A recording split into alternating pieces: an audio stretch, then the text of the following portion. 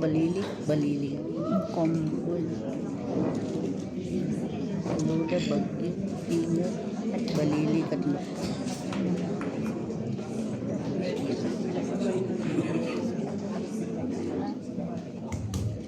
Psalm 34. I will extol the Lord at all times. His praise will always be on my lips. My soul will boast in the Lord. Let the afflicted hear and rejoice. Rejoice.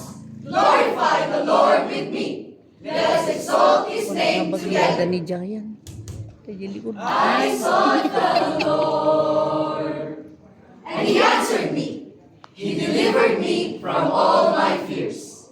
Those who look to Him are radiant. Their faces are never covered with shame.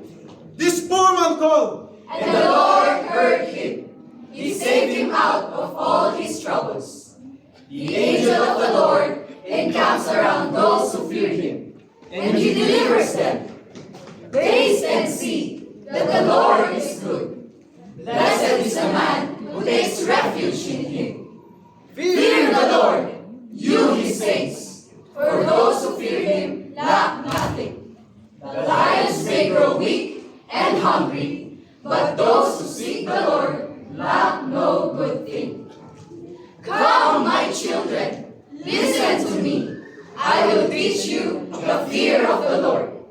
Whoever of you loves life and desires to see many good days, keep your tongue from evil and your lips from speaking lies.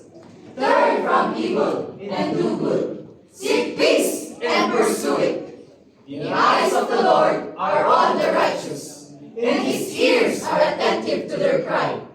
The face of the Lord is against those who do evil, to cut off the memory of them from the earth. the righteous cry out. And the Lord hears them. He delivers them from all their troubles. The Lord is close to the brokenhearted, and saves those who are crushed in spirit. A righteous man may have many troubles, but the Lord delivers him from them all. He protects all his bones. Not one of them will be broken. Evil will slay the wicked.